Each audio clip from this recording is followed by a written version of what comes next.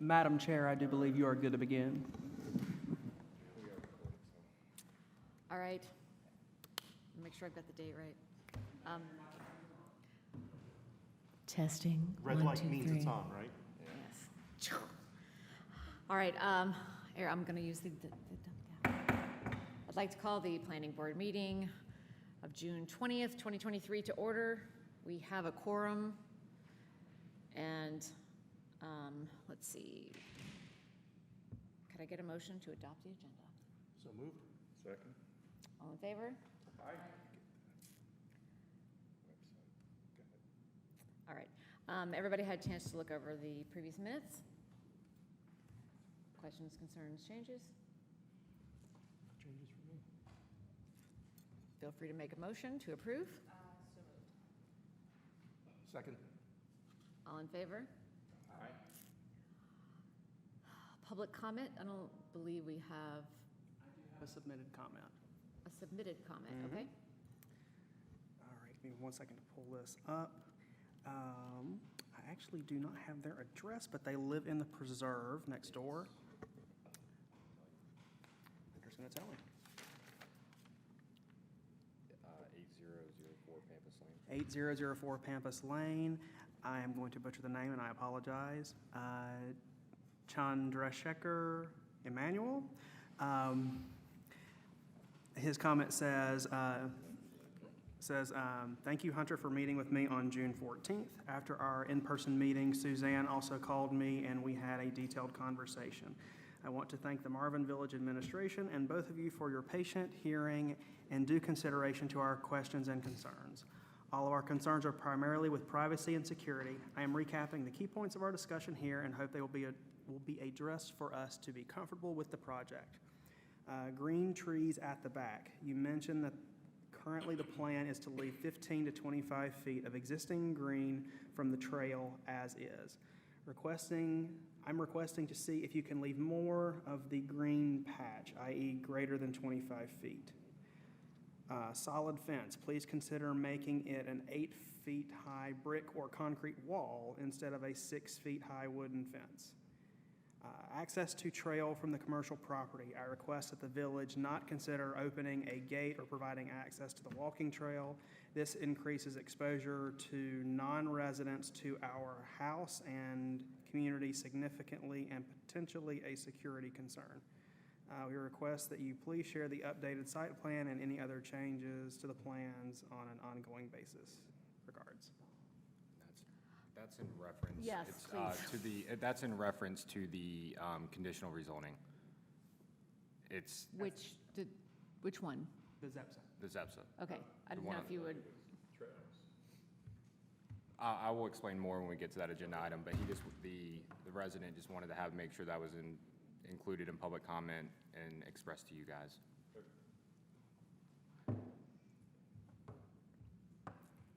all right. All right, first item of discussion. Discussion or recommendation of the zoning designation for annex petition parcel located at 1225 Crane Road, parcel 06180, I don't know how many zeros in there, 80005M. Okay, so the village has received a annex petition for the property located off of Crane Road. Per the state statute, if the annexation goes through, we must give it a zoning designation to one of our zoning districts. We've done this in the past with some of the previous properties. Won't probably spend too much time on this because it's kind of straightforward. But basically the property is, I think it's 3.1 acres. That sounds correct. But it's currently zoned R40. It's located off of Crane Road. It does abut Weddington, but it is in our annexation area. The applicant basically is requesting petition because of some zoning, some plans that she has for her property that the county zoning ordinance does not allow for, that ours does. It's basically just a minor subdivision for one lot. But the current zoning of that property is R40. The surrounding area is all residential, and it's either Union County R40 or it's the Weddington Conservation Subdivision District. in short, staff's recommending that the property to be zoned Marvin residential because it's not in a pre-existing subdivision that has platted setbacks. So our Marvin R district regulations would apply to the property, and if she were to subdivide and build any new structure, they would also need to comply with the minimum lot regulations, which is acre minimum lot, 50-foot front setback, 20-foot side, 40 on the rear, and minimum 130 width. Is there any questions? It's, yeah, They're not a part of a neighborhood, is that correct? correct. They are just, it abuts a subdivision, but it is not in a subdivision. It's pretty straightforward. Anyone have any questions, comments, or concerns? Would anyone like to make a motion to? It would be in, almost just I'll make the motion, you ChatGPT. got it. Okay, yeah. I make a motion that we recommend rezoning the annex partition parcel located at 1225 Crane Road. Parcel number is included to R Marvin Residential. All in favor? So moved. Look at us. All right. Item number 2 for discussion and recommendation of CZ 2023-1, the Zepsa rezoning submittal. Okay, so I think in your packet should be the preliminary staff report that Austin got into there earlier. My apologies that it was not included originally. I was out for some personal things last Thursday, Friday, so was catching up this yesterday and today. With that being said, I'm going to go through the staff report. It is staff's recommendation planning board not to make a recommendation at this time tonight. I just do want to go through the report, let the board ask any questions, let the applicant speak, either answer those questions or add anything that I missed. And this is an opportunity to kind of discuss some potential recommendations, potential conditions, and anything else about their site that then they can go back and potentially include or amend for the July meeting for you guys to make a formal recommendation at that time.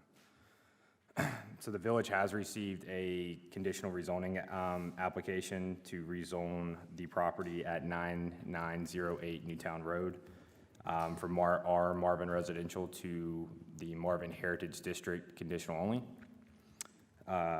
Commercial only. The property is 1.518 acres. It's dubbed as, if you guys don't recall, the Scott White property. Getting into the report is that the subject property, like I said, is currently zoned R Marvin Residential. There is an existing residential structure on the property. To the north is the residential common open space of the preserve at Marvin. To the south is vacant agriculture, Fincher's property. To the east is the Crane Store property, and to the west is Wedding United Methodist Church. The application is proposing basically to rezone to the commercial-only district for light commercial uses such as retail, restaurant, and office. The purpose of the rezoning request is to develop the site to those commercial uses that are in accord with the vision created by the Village of Marvin Small Area Plan and within the parameters of the form-based code. As mentioned, the site currently does have an existing farmhouse structure on it. The applicant is proposing to retain that structure, retrofit it for a dining room. In addition to that, they are proposing to add a 1,500 square foot commercial kitchen and then also additionally add 2 new 5,000 square foot footprint buildings that will be 2 stories totaling 10,000 square foot per building for a grand total of 21,500 new square footage of commercial office retail space. The applicant's also proposing that this will be a planned phase development with completion not to anticipate exceeding 10 years. And I believe that the applicant's, that phased approach would be to start with the existing structure, build a commercial kitchen, potentially that closer building to the existing structure, And then the second phase would be that back commercial building. That's weird. Okay. Permitted uses for this proposal is included specialty commercial and retail space offering goods and services such as ice cream, coffee, specialty foods and wine, gifts, and clothing boutique, art gallery, all on the first floor of those two new buildings. And then using the upper space of those buildings for office. Tree preservation, the applicant's proposing to disturb, as little as possible with their current site plan. They're proposing to save any of the larger canopy trees that they can on the site, as well as, any canopy and understory trees removed during the construction phase will be mitigated per our ordinance. Those plans would come during the next step of this process if the application is approved by the village council. Water and sewer, the development will utilize county water and sewer. The applicant will have to basically secure any right-of-way encroachments or easements for both of those line extensions. Water will be coming off of Newtown. It currently is basically at the roundabout there at Newtown and Waxhaw Marvin. And sewer would be extended from basically the line that runs here behind Village Hall, either secure an easement either through the Preserve HOA or the Crane Store property. Can I ask you a question about sewer really quickly? Mm-hmm. Does Union County have the capacity to serve this site Yes, with all their issues? yes, because it's all gravity, no pump station. This would go to I always get these wrong. It's going to Mecklenburg County, which is 12 Mile. I think I got that right. And the applicant has already had preliminary conversations with the county and has assured that capacity is there for their proposed site, for their proposed development. And does their capacity then eliminate that's a bad word, eliminate, but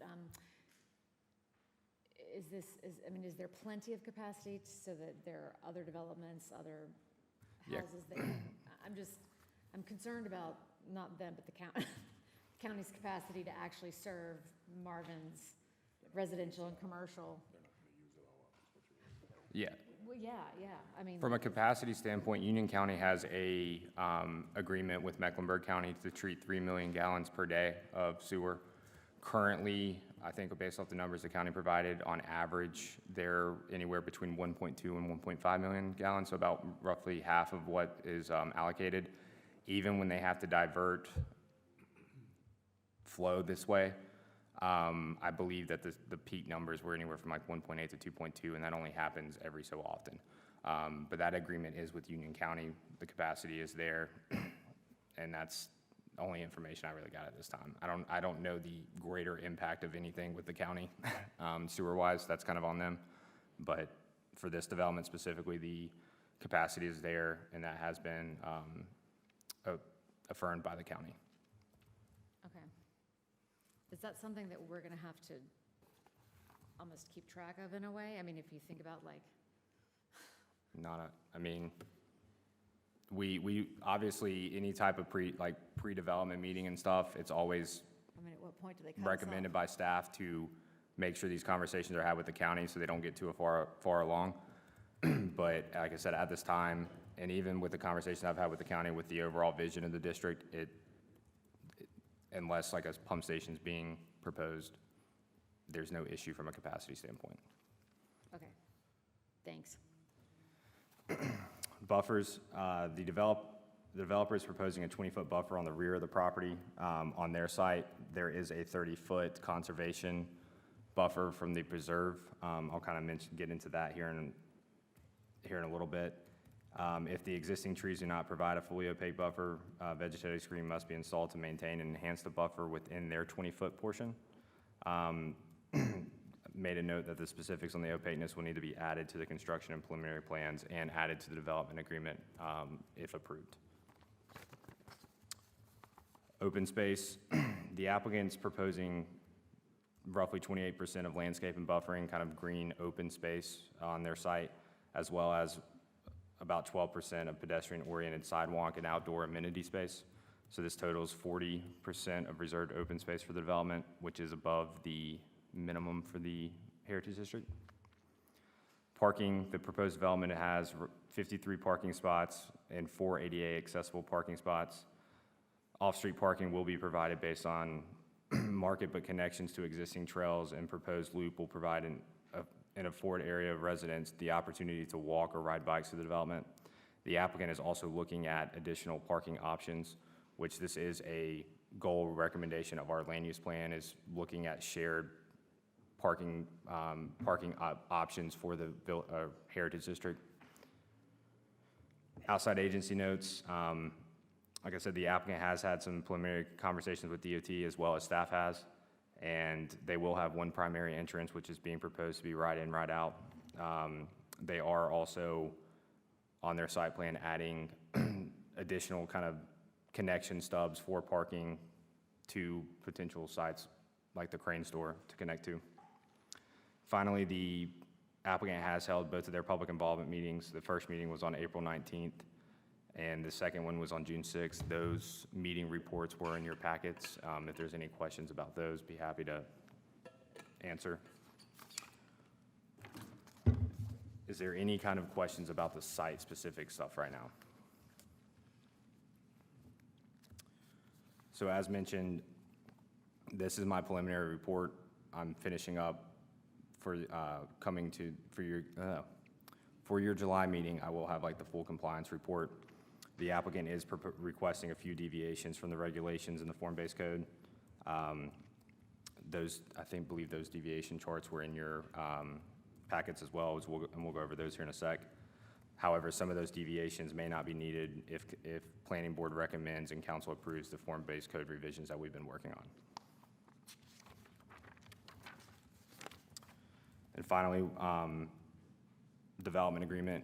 Per our ordinance, every rezoning submittal must have a development agreement to be considered with their rezoning application. The applicant's working on that. A lot of the details, like I said, of that agreement gets worked out in this phase, and it will be, the draft will be provided to you guys in July.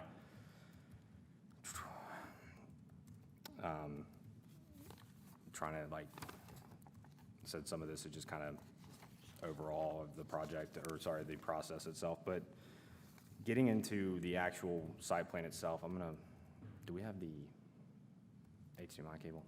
It's sitting right behind it. Sorry, I'm gonna plug this in just for people online or anything. Should be rolled up right there. It's right here. Slide this forward so I can keep the cable.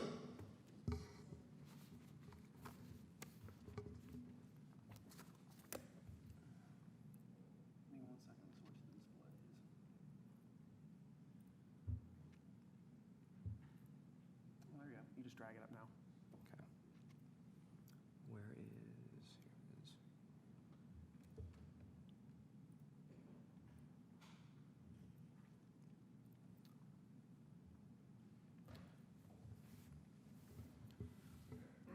So as mentioned, the applicant kind of has revised their plan slightly from what was originally proposed. And through my initial kind of review and report, there's a few things that staff is kind of recommending, and one of those is based off conversations with some of the adjoining property owners. Some of this has been conveyed to the applicant, and like I said, we will kind of figure out these full details if they agree to these conditions, as well as if it's recommended by the planning board. But the first being this access here at the back. The goal in the form-based, it's in the form-based code, it's in our land use plan and small area plan, is to create pedestrian-oriented connections.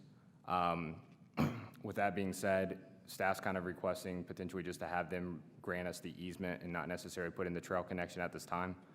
Part of that is if the Crane store property develops, the connection point can be literally like right here where it already all connects, and the Crane store property's pedestrian network will tie in with this project if approved.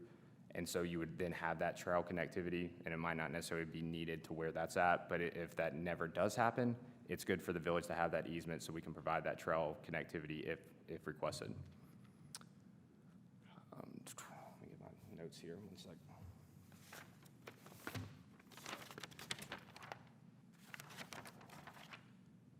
Like I said, this will also be all updated for you guys in the report for July.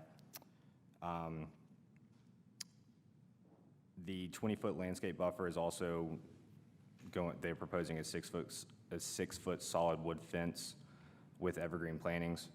I know that in the public comment, the request was for 8 feet. Our ordinance allows for anything from 5 to 8. Staff, I mean, with the 6-foot and additional landscape plantings, I believe that would be suffice. Is there any connections or questions or comments on that?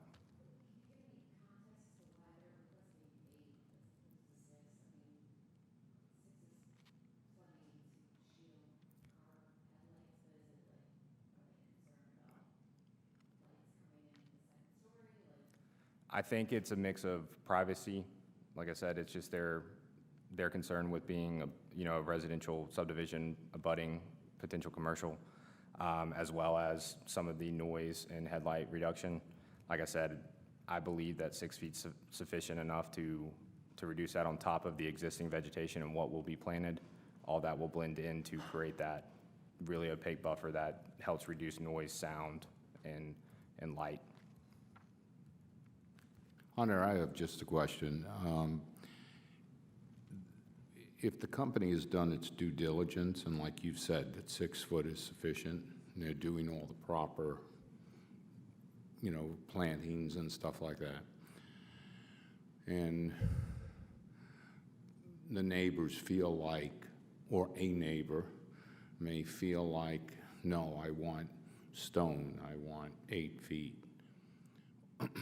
Where is that heard and then addressed, or if the board here feels like, no, 6 feet's fine, then it just ends there? Yeah, so with this process, the applicant itself can either, have those conversations with the adjoining property owners and amend their site plan to reflect those conversations. I know they have had conversations and done the best that they can, kind of find that middle ground. If the planning board or council or staff feels like 6 feet wasn't enough, then that can always be a recommended condition of their approval. Now, once again, that condition still has to be agreed upon by the applicant to be included. So that is something that can be recommended by the village overall. But if, like I said, if we feel like 6 feet's sufficient, unless the applicant wants to go above, the maximum height is 8 feet, but they're proposing a 6 foot, and based off what I've reviewed, 6 foot sufficient. Thank you. The applicant is also proposing to grant an easement at the front of the property for the Marvin Loop. That's kind of will help us in the long term once we get the loop project underway. I'm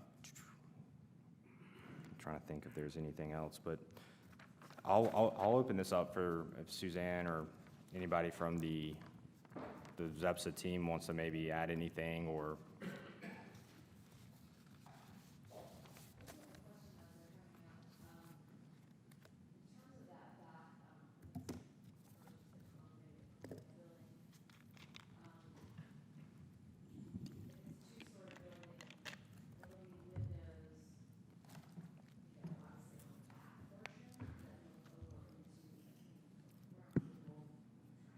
Looking towards like.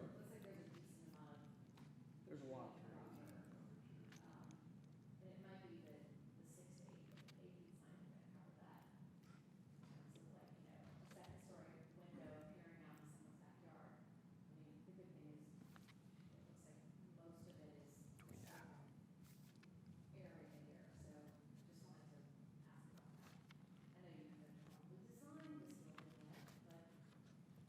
I know that you guys have the 3-sided elevations. On the 4th side, are you guys proposing windows of the 2-story buildings on the back side? We just received like 10 minutes ago or 15 minutes ago, the elevations on the rear. Okay. I have them in an email. I haven't even reviewed them yet. I believe on the what we've been called, the rear building there are some windows proposed, obviously for light and air within the building on the rear side, but there's no porch, like on the front where people might be sitting there and like looking out over the neighborhood behind. So yes, there are windows proposed. I don't know exactly how many, but there are windows proposed along the back. I will also add to that, their proposal is proposing that that back building be more 9 to 5 type operation. So it'll be like normal business hours and not anything late night or, once again, that could be a safety or privacy type concern. Yep. Suzanne, is there anything you want to add? Good evening, Planning Board. Suzanne Todd here on behalf of the applicant, Zepsa Capital LLC. With me today is Brian Zepsa, as well as Ed Zepsa with Zepsa Industries. Brian's with Zepsa Capital, as well as our engineer, Tom West, with West Engineering, to answer all those tricky stormwater or sewer questions that you might have. Just as Hunter pointed out, we did tweak our plan to accommodate some requests from both participants in the first public information meeting. And that was to put a 6-foot, make the solid wooden fence along the rear property line. And then subsequent conversations with property owners behind in the preserve, we added a row of evergreens. They're going to be a single row of evergreens, of course, field planted. If there's another tree in the way, we don't want to plant over that. And they will be 6 feet at time of installation, and then I think expected to grow like 20 feet in height. Therefore, we don't see the need for an 8-foot fence behind the rear of our property. Nor does it, there was a request for masonry, and we don't see the need for that either. It's basically going to be fronting on our property. The people behind are not going to see it. The only other thing I wanted to point out is that on our site plan, if you scroll down, you will see a little cross-section. And let me see which one it is. It's the one... That one right there, the east rear property cross-section. You can see there what the fence does. You can see the car parked in the parking lot of the property. You can see where the headlights would be. You can see the fence, the row of evergreen plantings, and then the natural, the 50 feet of natural buffer there with the walking trails. So you can kind of get an idea, and that is my understanding to scale there on the end of the property. It's topography correct as far as the elevations and the flow compared to the land. So you can kind of get an idea about what property at the preserve might see.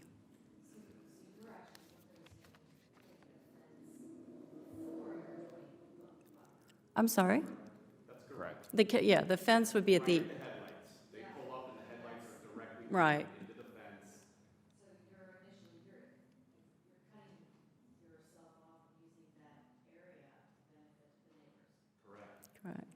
Correct, and we thought with the fencing being right where you're parking, you're definitely stopping the light. We're keeping the nice evergreens on the side that neighbors might be able to see, really only when they're on the walking trail, because it's pretty tense back there. You can't see into the preserve at all. Then they would have that to look at. Plus, there's a 10-foot elevation change between the houses there in the preserve and this property. So you've got a fence that's at a higher elevation to cut off any light that would be seen by the preserve.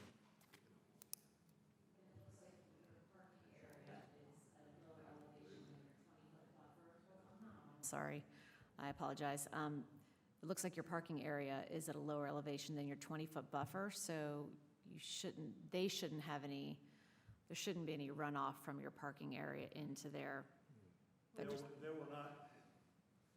not be runoff into Step their up to the property. mic.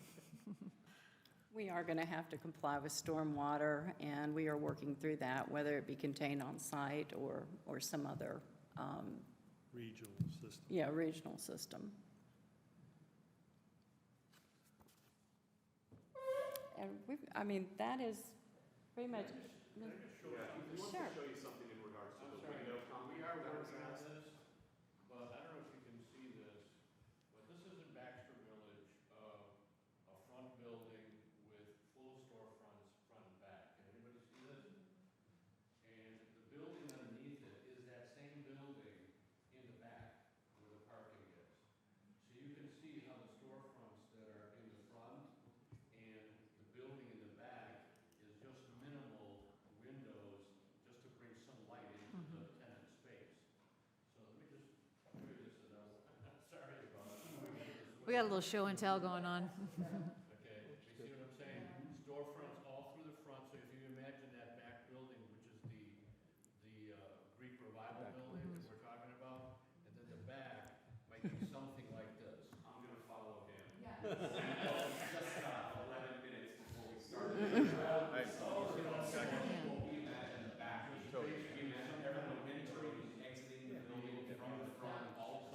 This is addendum B. But something with some light and some That, so that's the back? This would be the back, yes, and so you've got to have a little bit of, This is the just exact light, same those building. really dark This is their offices front up there back. for someone, so. Gotta have some kind of window. Are those Yeah, transoms completely agree. on the first floor? Is in the front. Those transoms on the first floor? Are those transom windows on the first floor over that screening? So, that's about it. Transom windows? Yeah, no. I mean, I can pull them out. What is he trying to learn? Those, Let those might be Robert do transoms. his thing.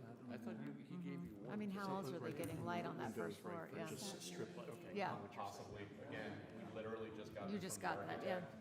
So, you know, he said this was the total, so the front, which everyone has seen, is what we were basing it off of, and then the rear, and then what we were basing it off of. Robert? Yeah.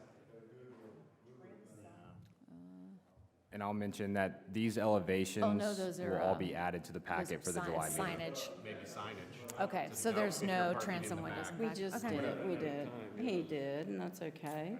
Yeah, I'm I sorry. mean, Yeah, that's just it's basic. fine. I mean, you gotta have some, I mean, you have this many windows from neighbor to neighbor in a residential, you know. I know that there is this is preliminary for the evergreens in the back, but having a row of leylands in my front yard at my street, I don't think y'all see that, those are not indicative to this area, and in time get needle rust.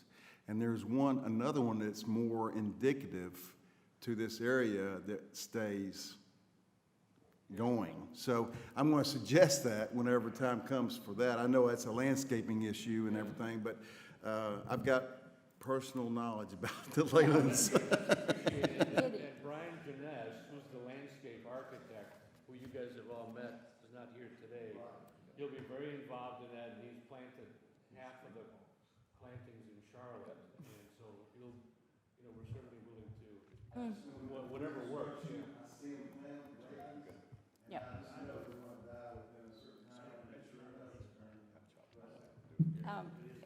Brian, actually, I asked him what type of cedars would be planted or what type of evergreens, and he's thinking cedars. He gave me some names of, honestly, I couldn't even pronounce them for you, but, you know, native.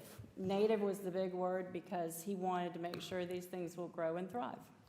And speaking of that, for the buffer, the 20-foot buffer, you guys are going to maintain the vegetation? Yes, that's a requirement, I believe, under the ordinance. If not, we could do a condition for that. Right. Yeah, of course, we want the project to look nice. And really, I know this issue keeps coming up about the wood fence being 6 foot high or 8 foot high. I mean, we'll do 8 foot high. We think it's not necessary to have Like a billboard. a room height wall back there because the parking is only two rows deep.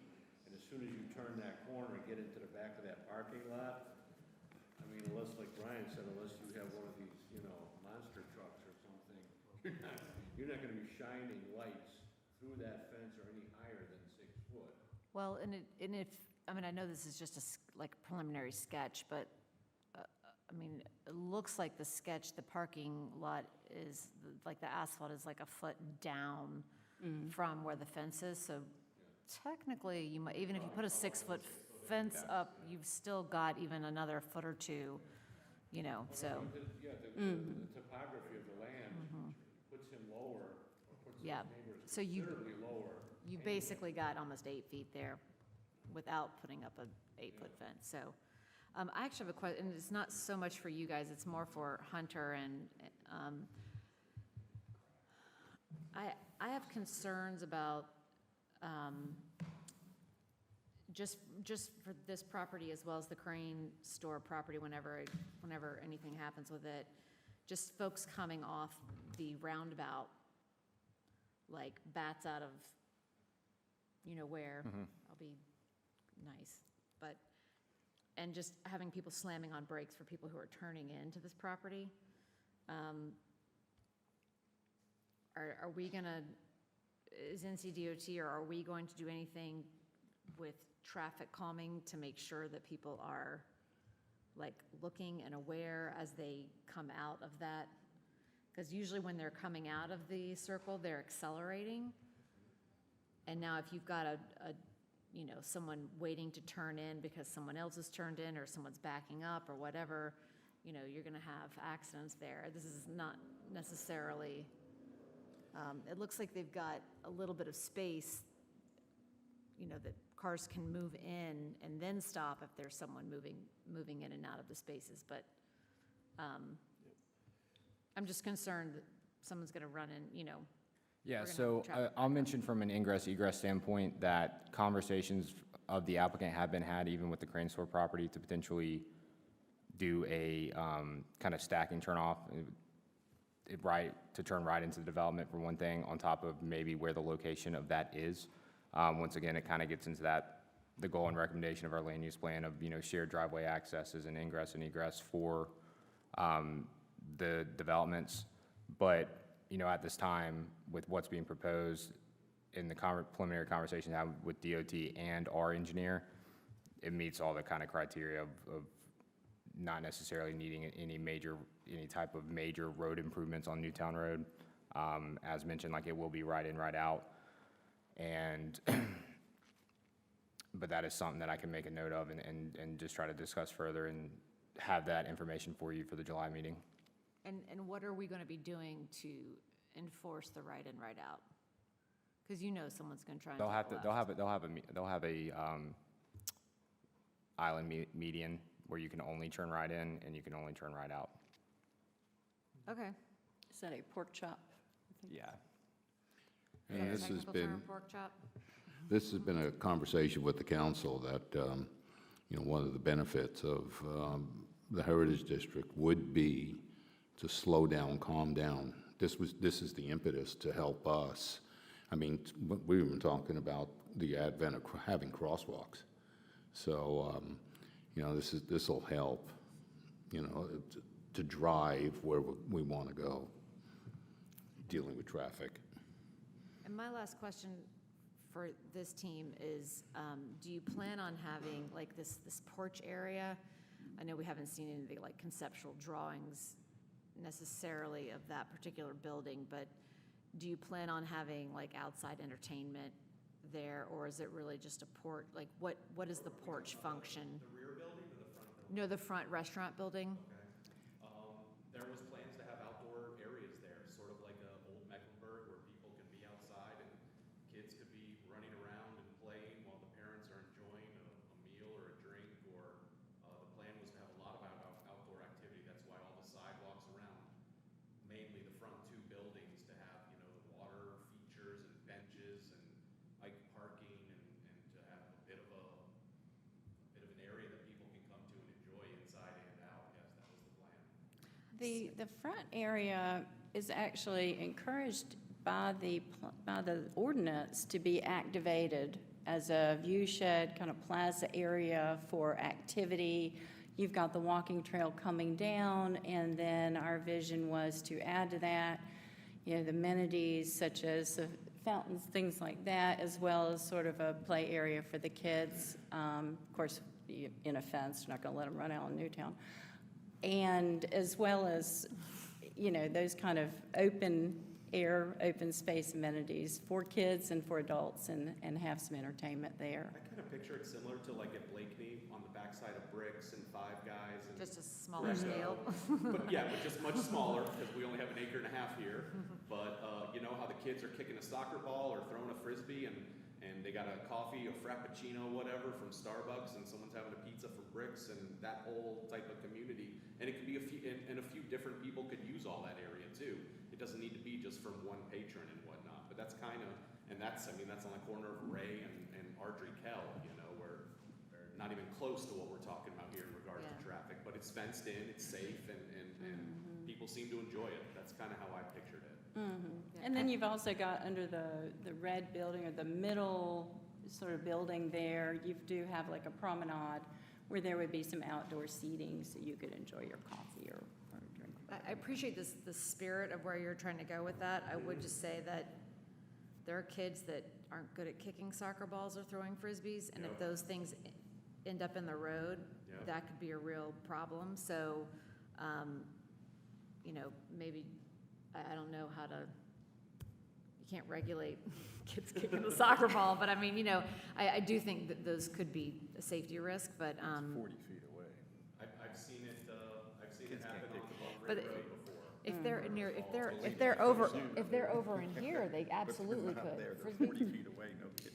Yeah, if they're right up, but they're not gonna be playing right up against the building. So it's even worse. No, they're talking about doing stuff here. Yeah.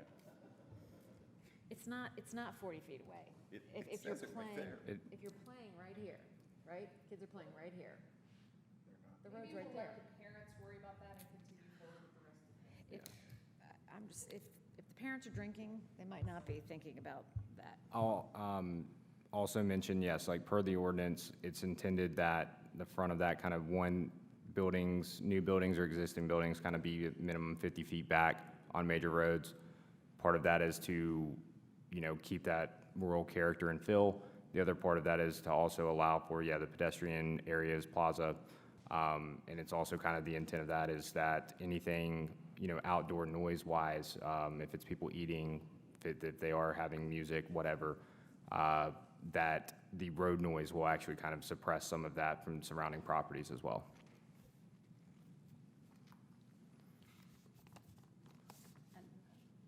And the only other comment I would make is with regards to the connection, we did hear from the two property owners directly behind the site. I did actually drive back to their properties, and there is a trail that goes from Pampas that serves the neighborhood. There's a walking trail that goes between their properties back to the site. I guess that was installed, when they built the preserve.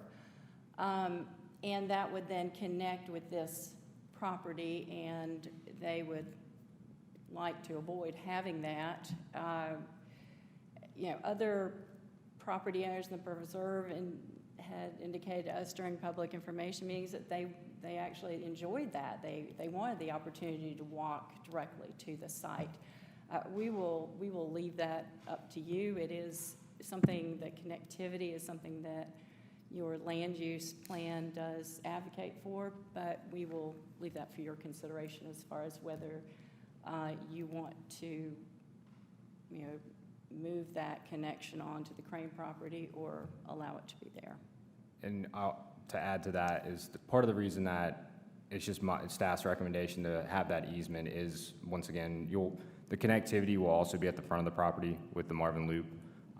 You will have that sidewalk connectivity from the preserve, but ultimately, yes, we want our trails interconnected because our trails are interconnected with all our neighborhoods.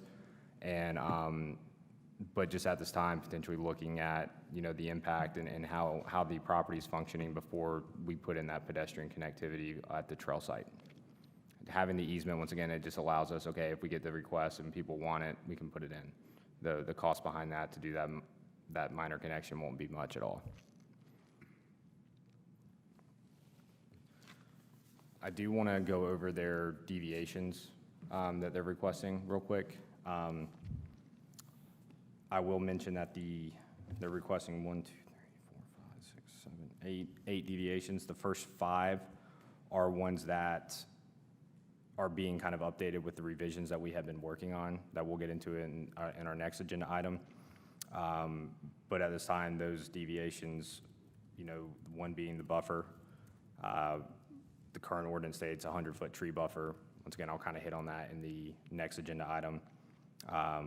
The use of the conventional square commercial building type, which is the farm-style type building, that's being addressed in the text amendments,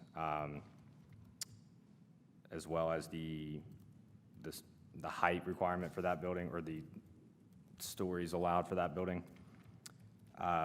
Really, the bottom three are the ones that are not in the proposed amendments, and in regards with, and it's regarding parking. Does the board have any questions, comments, concerns over any of these deviated requests? So the parking surfaces are gravel or turf or non-ADA, so is this going to be like, I think we're all familiar with farmhouse, is that what you're proposing, all the gravel and? Yeah, the idea was more of the country crunch is what we've been calling it, to have more of a farmhouse feel, more consistent, keeping with the church next door also has a gravel drive. The ordinance does not prevent you can have a gravel driveway. It was just the parking spaces that needed to be paved.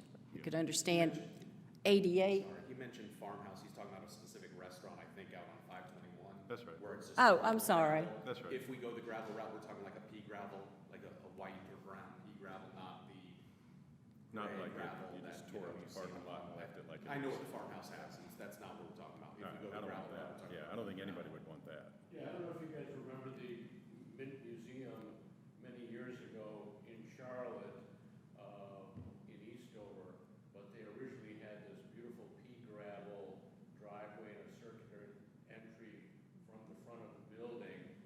And, I mean, it's decorative, this is not cheap construction gravel we're talking about, but what it did is it slowed traffic down a little bit. It gave almost the feeling of the sound of it and the slowing down of it. We've seen it in many, many projects we've done in different parts of the country, and it's beautifully executed, and it has a decidedly different psychological effect on people that are there compared to having just an asphalt street and I agree with all that, but the maintenance to upkeep it, maintenance, yeah. I mean, that's on you. That's on us. Yeah. Maintenance is I like what you're saying, but you have to understand it's a maintenance issue as well, every night. Yeah. And if you look, Duke Mansion also had that one time. I'm sorry? I believe Duke Mansion had that kind of gravel drive. Yeah, I mean, it's done, it's beautifully handled. I mean, it's not, for example, if you go, what is the commercial strip right here on Newtown and Providence Road where the bank is? It's across from Marvin Gardens. Yeah, if you go in there and there's a doctor and there's a, orthodontist or whatever, but if you go in the back there, there's just gravel spread into a parking lot. If you go here at Banks Church, if you go in the back, it's gravel spread.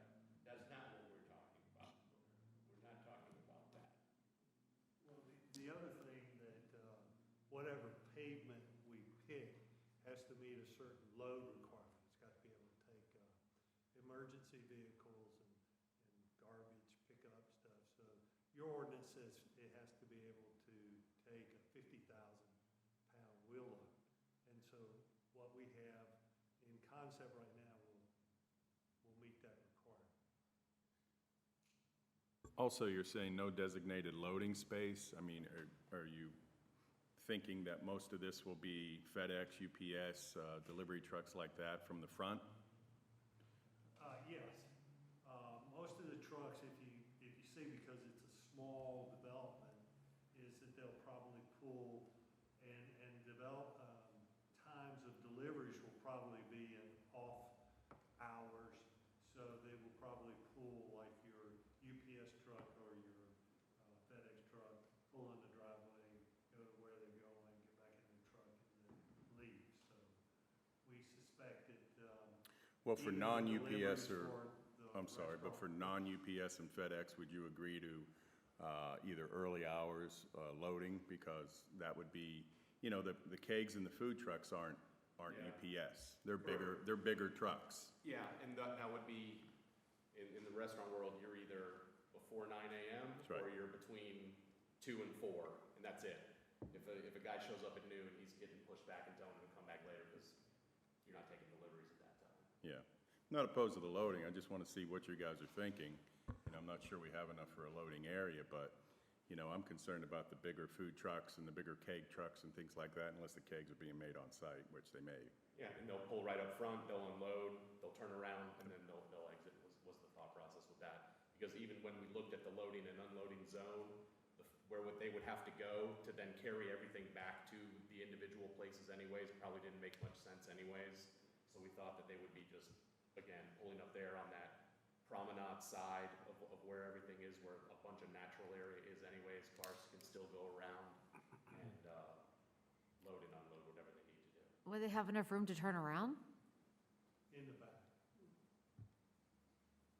As long as there's cars not there. Can you have a WB 67, you have a template that shows how they're going to move? For an agent, like a, I do. You do? And plus, All right, we just also if we can have include that in the next No, package yeah. to see how I mean, I don't think you're going to get a 67, probably more like a 40. What'd you think? I think it's a WB 50 is what we looked at. Even better. If you can and, turn we around a looked at 50, the that's fire- fine. We looked at the fire truck to make sure that Yeah. the firemen. And it doesn't matter if the cars are there, it can still be done on that back corner, on the church side, on that Yep. back corner.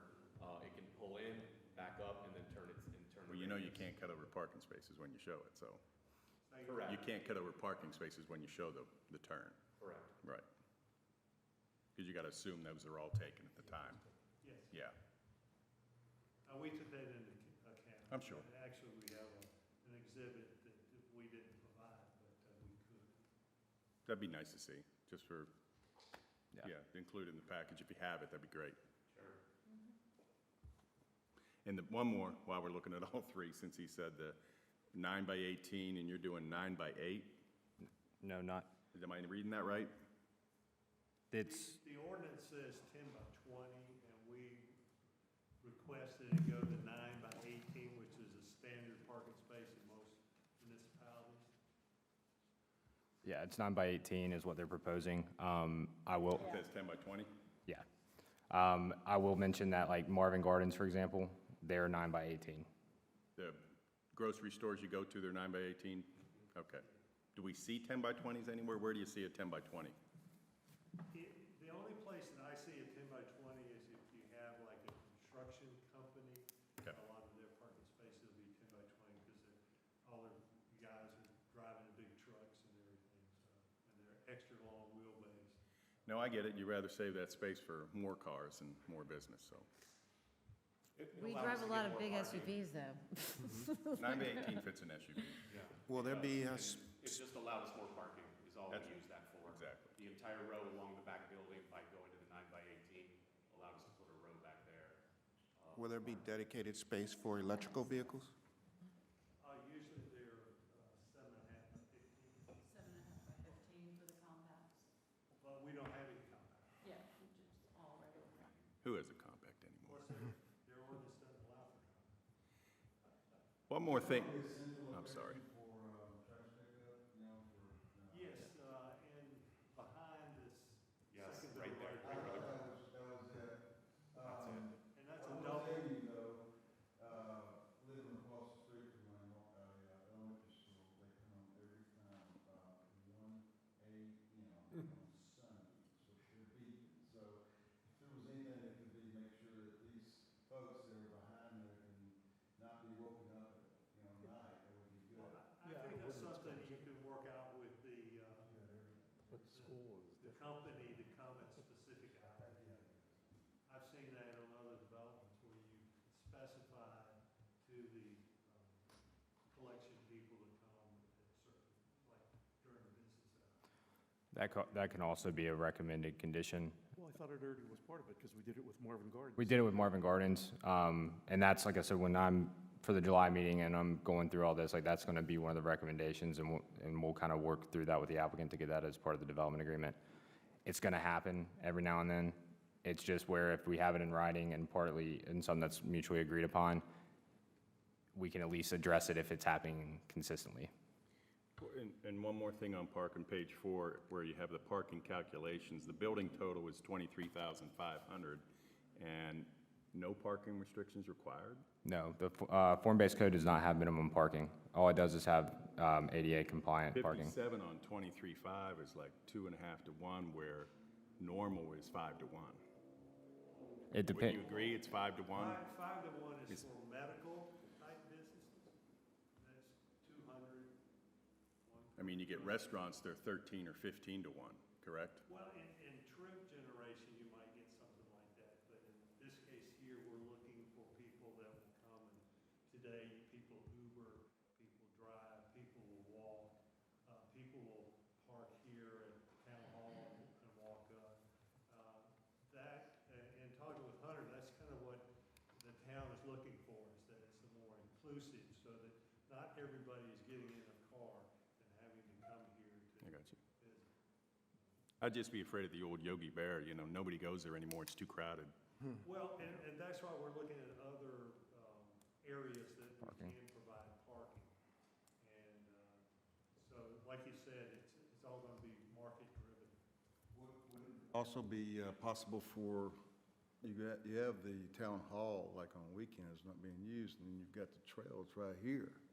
I mean, that's, maybe a little consideration, I don't know what the distance is. Well, like I said, that, the whole intent of the district itself, and it's all kind of contingent upon when certain applications come through and, you know, are proposed for certain properties, is that you have shared pedestrian kind of facility, like access, and they intertwine together through that. They also intertwine through their parking lot and stuff, like you have that connectivity, and that's why their site plan has those two stubs.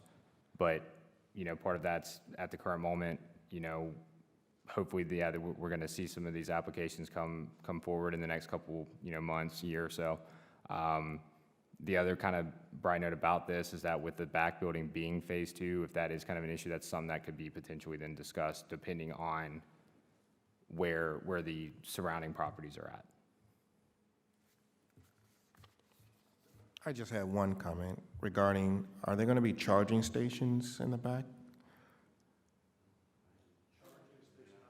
Vehicle charging stations for the electric cars?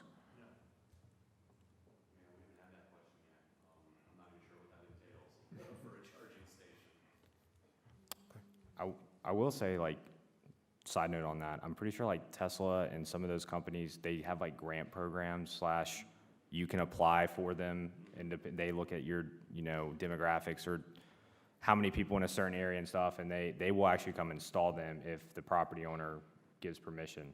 So that, I mean, that's still an option that can be looked at by, you know, the village itself, be this development or future developments. It's kind of like at that Williams Pond shopping area, I think where the Hawthorne Pizza and the famous toastery. Yeah. Yeah, they've got that set up over there, and I think that's the same thing that they did with the Tesla. Yeah, because those businesses charge for you to charge, so it's like they try putting them in areas where they know their people will stop and charge, so, you know, if it meets the criteria and they see a need for it here, they'll put it here. Mm-hmm.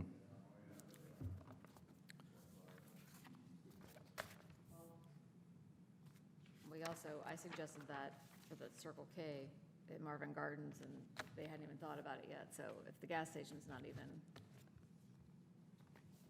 considering it.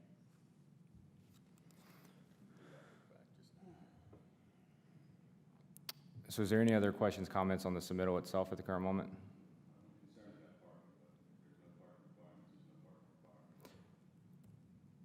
So with that being said, I will finish this detailed report and provide you guys the requested information that you have requested from this meeting. And I will also provide consistency with the ordinance, land use plan, all that information for you guys at the next meeting. And work with getting the development agreement, the draft completed, so it will also be included in your packets for the July meeting for further discussion and then potential recommendation at that time. Is there anything the applicant wants to add? No. Thank you. All right. Thank you.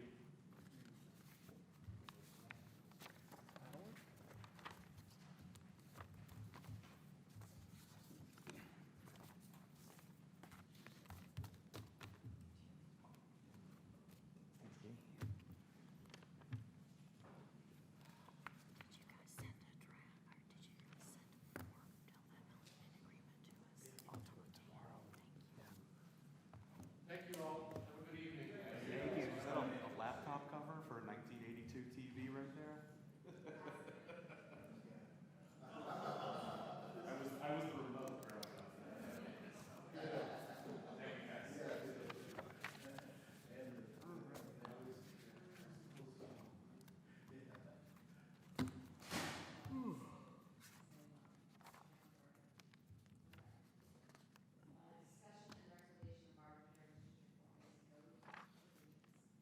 So I know over the last couple of meetings, we've been discussing this. Kind of want to go through these and, once again, discuss if the board feels ready, then potentially a recommendation.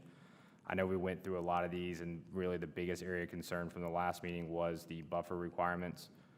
So we'll definitely spend some time on that, and I'll go through kind of the other requirements, just for, any further discussion on those. In your guys' packets, I did include basically all the change sheets of the proposed the proposed amendments to the ordinance. First one being that basically under applicability on page 2 of the form-based code, that if any standards are proposed that are different from the regulations herein, the applicant must clearly demonstrate that the overall result of the project is greater than that which is typically allowed by the subdistrict regulations. Any intention or request to deviate from the ordinance must be outlined in the particular detail. This is just adding this in. This is already in our conditional rezoning process in our code of ordinances, but it's just kind of adding it into the form-based code itself, and clarifying that, at kind of as the previous applicant did, that if they're requesting any deviations, request those at the time of rezoning, what their justification is for the request, and those will be considered with the rezoning, and some that can be, negotiated. Any questions on that? Okay. Second major change is that taking away, it's this quote-unquote special use and just adding them as uses with supplemental standards. It's not, the intent behind this is that if the applicant requests certain uses at the time of their rezoning, i.e. restaurant serving alcohol, then they don't need to, if that gets approved as part of their rezoning approval, they do not need to come back and get a special use permit. Now, if a rezoning, well, I'm gonna pick on you for a sec, if you don't mind. If Will comes and just does, his site plan, his vision, but doesn't have necessarily specific uses tailored to what he wants to do, then if that use is identified as needing a special use permit, then the applicant or, that potential business, whatever, would have to come back and get it at that time. But if it's being proposed as part of the conditional rezoning, they don't have to go through the process twice. So that's kind of the big change here. Does that include the ADA compliance that's not? With it changing to supplemental standards for certain uses, if it still has those special regulations, i.e. like one of the example with the restaurant was that the amplified sound, which we'll kind of talk about that too in here in a sec. Whatever the regulations are, those special regulations, they still have to comply with them, even if it's approved either with the conditional zoning or approved with the special use permit. You still have to comply for that use to be permitted per se on your site. Kind of just other changes with language there. Once again, it says receive approval of a special use permit or a zoning permit for these uses. If a special use permit is to be granted, it follows this procedure that's in our ordinance. So changes within these is restaurant serving alcohol. Kind of taken out that really, I'm going to leave the special use permit. That needs to be amended. Basically, once again, if Will doesn't know that a restaurant wants to go into his property and they propose that after the fact that his property's been rezoned, then they would have to come back and get a special use permit for that unless that is part of their initial vision and stuff of the rezoning. So that will be changed back to saying a special permit shall be issued. The other change was that the amplified sound. I know this was regulation or kind of extra requirement that came up during the process of developing this code. I know it was made specifically for one adjacent property owner in specific. In my opinion, we have a noise ordinance that has time parameters, and even during those, like, during the day, you still can't be blasting music as loud as you want. There's I think it's 65 decibels during the day and then 55 after 10 p.m. In my opinion, that if they want to have amplified outdoor music, and I'm not talking about, blasting speakers, I'm talking about like one speaker on, that a guitar plugged in, whatever. They still have to just comply with the noise ordinance. If they're in violation of that, then that's a violation that will then be addressed at that time, and potential fines associated with that. What if they knew they were having a band that night? Could they come in and say, hey, can we get a, Temporary use? yeah, for one night?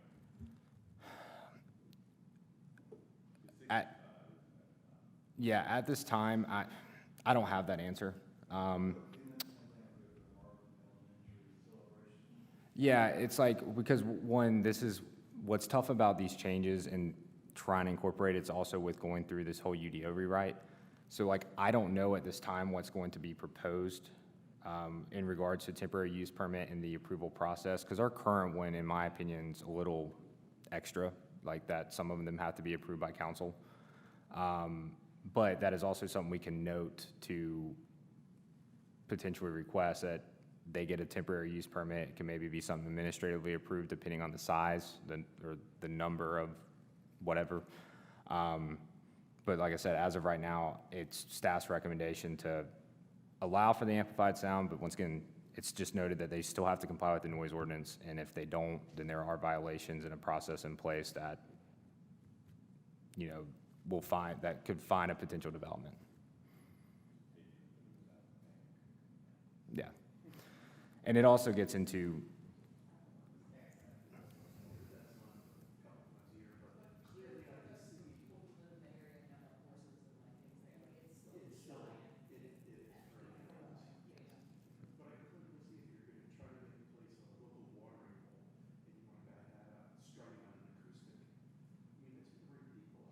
yeah. And the intent is to get people to frequent this. So 65 decibels on a small little amplifier is not, it's going to be over 60. Well, and that's also measured at property lines.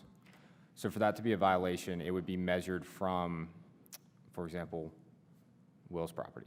Like, since it, So if somebody's been playing 3 houses away, we can say, well, it's only 45. correct. Okay. Wait. Say that again? So the noise ordinance, the sound maximums or that you can't exceed is measured from the property line. So, for example, where they're proposing in the previous discussion, the restaurant and have an amplified sound, it would be measured from the back property line of abutting the preserve, and that, whatever that noise reads can't exceed 65. It's not right there in front. But who's coming up and measuring it that night? I will say in my experience, you have, Time you get somebody out there, How many parents and kids are there? and what I have done in the past, because there's some code enforcement issues like this that have came up. I mean, actually, it has nothing to do with the business. It's more of a neighbor playing music or having a party or something. I tell that, if a complaint's filed, we have a decimal reader. We can lend it to the adjoining property owner that is having this issue. I tell them to record it on the take the decimal reader out with a phone, timestamp it where you're at, because then I can use that as evidence that they are in violation. Because to your point, How about if little Jimmy's playing the drums yeah. right underneath? We're really close to the maximum decibel in here. She just went over, she hit I it just went 78, over. and now it's I'm 72. loud, I'm really loud, but like, we're over the decibelage that we're I'm talking measuring about it. right now. It's turning up to 11. People are gonna be talking louder than that, right? Yeah, I mean, I'm a neighbor, when I show up, some of us are gonna be talking. like I mean, said, that's the other thing is like, when you've got Sorry. a lot of people congregating out on a back porch, like out on a porch, you know, drinking, eating, whatever, and you've got amplified sound, I mean, it sounds like it's gonna go above that, so how are they gonna deal? The other thing we could do, and this is just for discussion if the planning, is saying exterior guest areas shall not have amplified sound, and we can say maybe after 10 PM. You know, we can put a timestamp on that, and then still say that, you know, still has to comply with the noise ordinance at, you know, after those times or whatever. But it's, I don't want to get it where we're kind of contradicting what our noise ordinance says. But I do want to make sure that, you know, once again, 'cause to your point, this opportunity is kind of there, but we still have safeguards in place just in case, like, we don't have any way to control it if it doesn't happen. Do you want to put something in that special request will be reviewed, something like that? I mean, because if we're going strictly by this and it's 65, it sounds like we're going to break 65 all the time. Remember, measured from the rear property line. I get it. I mean, but listen, if we're 65 and somebody's strumming a guitar, We're 65 in front of you, not from the rear property line. Yeah. And also, you made a very good point that we're also inside. So when you go outside, it's a little bit different because it's carrying It's- the tree yeah. here, Absorb we're the bouncing noise, off. yeah. And even though we have the sound dampeners in here, it's, probably much ado about nothing, but, you know, yeah, it's a thought. I mean, personally, I don't want to listen to someone strumming guitar and singing badly if they book the wrong, I mean, I don't want to hear that, so, but thank God I don't live around there. I don't have to listen to that. But I mean, you know, it's, I'm interested to see if, you know, you've got a development next door, or, you know, like, let's say you've got, I don't know if we, like, you know, like a spa, like, that does, you know, facials or whatever, and you're trying to have like this zen, peaceful thing, and you can hear like the music from the restaurant. I mean, I think it's gonna make a difference to somebody as to whether or not they bring their business. But I also get the fact that it adds to the, It's, you know, vitality of the space. it's again, There will be more evening than there will be during the day, and those businesses will probably be definitely business. And I think too, I think, it's gonna sound really pragmatic coming from me, but I think that ultimately that's their part to figure out. Right, so then like, buy Will's house and do the massage across the street. I know your places, but like, he might be willing to, you know, think about the deal. Crane house, so I mean, like, there's, Fincher can put something in. I mean, I guess my point just being like, somebody wise in here at one point said, when I was worried about the development that was gonna go across the street from me, they then said, well, then buy the property and it doesn't have to get developed. Right, and I don't remember exactly who said that, I do, but we're not gonna name it, but it's a fair point, right? I wasn't gonna pick up the other 45 acres, and so at a certain point, I hate it for them, they could buy that piece of property and turn it into a quiet park if they like, and/or it falls within the ordinances that this is what we can do, and so thus, Yeah. it's terribly unfortunate, and here we go. I feel better about the 65, honestly, like, I was concerned about the amplified music. But 60, I mean, the 65 decibel demonstration actually makes me feel a little bit better about it, because I do think there are gonna be people that are gonna talk and yell louder than a dude with a guitar. like I said, really, the reason why it just reads like this is the goal is it's allowing it, but there's also that reference to our noise ordinance that if it does become an issue, we have means to enforce it.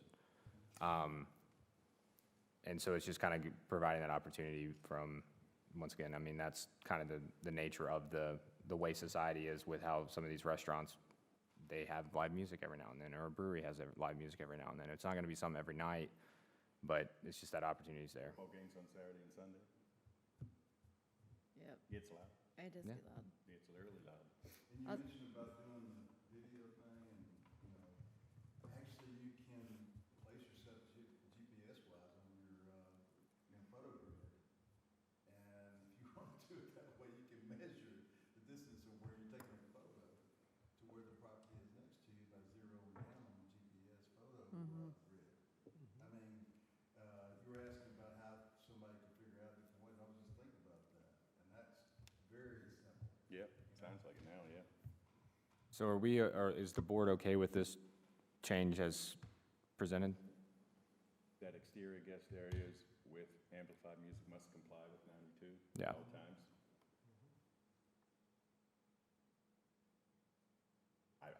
I would like exceptions for, for certain events, I mean, but. I was thinking, like a certain, it may be different in a certain evening, Yeah, or, I mean, what happens when the fireworks go off? Well, I mean, like I said. That's not amplified sound, though. Yeah. It's not amplified, But it's over 65. but it's not amplified. The It's not different, yeah. being run through a amplification process. It's just natural. I think we're relitigating the noise ordinance now. Yeah. I think we are, but. Yes, but we're keeping it to the Martin Heritage District, though. It's the same issue anywhere in Martin. Yeah. Yeah. I can add some language unless a temporary use permit, just kind of vague, unless a temporary use permit has been issued for a special event. That's when we were doing it the first time, The only issue I have with, I'm fine with amplified sound at the current decibels. I just, when we're talking about exterior guest areas, does that extend to that front lawn? Does that, or are we talking about, keeping it on the actual porch of the, like, within the footprint of the building instead of in the guest areas? Because the guest areas are like all over that property, so they could place a, Just keep in mind, you're gonna get road noise too, that's gonna combat that. Yeah, you're also, like, the intent, it's referring to the guest areas, even though, like, the pedestrian access and kind of, you can deem that, I don't ever see that being somewhere that somebody's performing, but yeah, like, as in, to Austin's point, if they were performing on the line, you do have the road noise that would dampen the sound. It just, it's kind of so hard, the thing about writing ordinances, you can't get into so specific, because you're gonna forget something, so you've gotta leave it kind of where the control's there, and you gotta just leave it up to where they set up. Like, I can't get down to the detail of controlling it at the time. Well, let's just take this forward. So at some point, next to the village hall, we were gonna build a park, And then- potentially yep. have a stage. How's that gonna affect what we want to do out there? So we really need to revisit, well, if we're gonna revisit the noise ordinance, we also then have to say, if somebody wants to come out here and do a small concert, you're gonna get a temporary use permit. Yep, You and have that's to where, Stop the noise by 11, or at least keep it Like I below s- 65.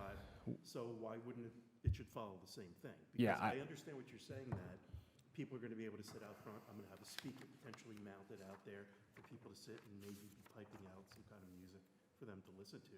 That's not going to get over 65 decibels. But so do we then say, do you need a temporary use permit if somebody's going to go out there and have a three-piece band out there? Exactly.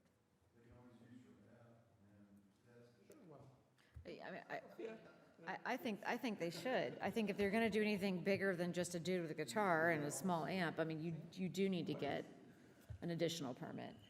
I mean, even for Marvin, if we end up doing an amphitheater, because that's, no, we I need to do look at the agree. timing and- And what we can do is, like I said, I can change the language that exterior guest areas with amplified music must comply with Chapter 92 noise at all times, unless a temporary use permit has been issued for a special event.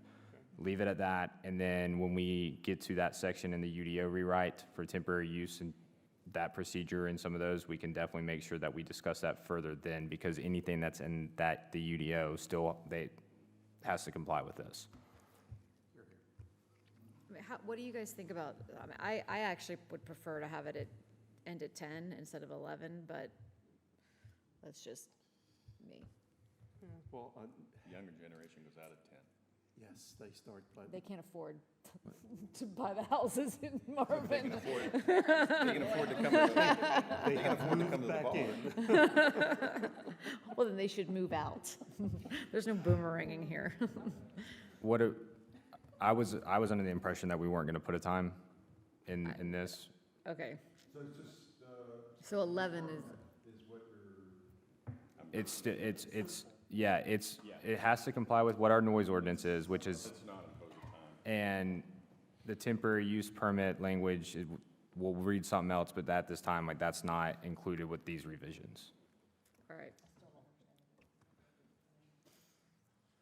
Okay, yep, the next change, just kind of some additional language here, really nothing that regulatory.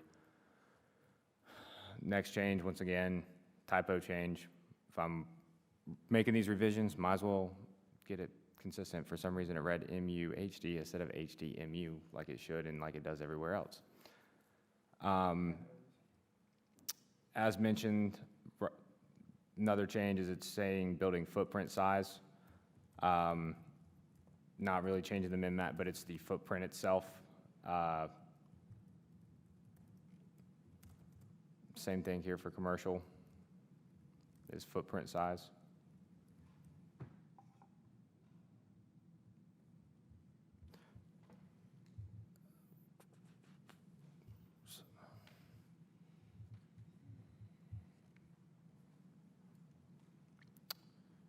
Getting into the building types is the size range. Once again, just kind of making it consistent with the height requirement.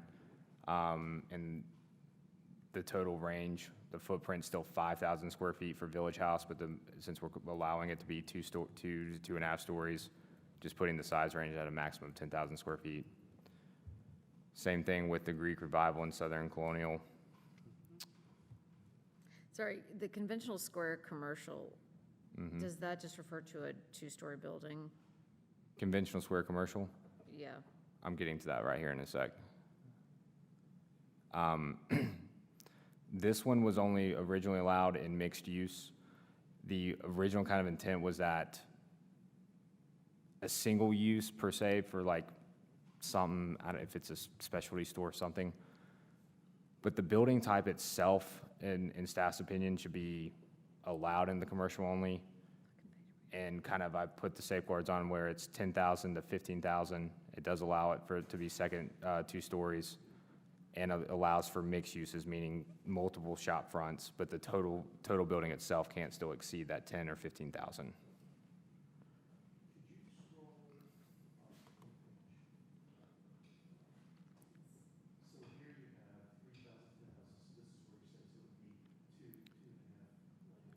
Yeah.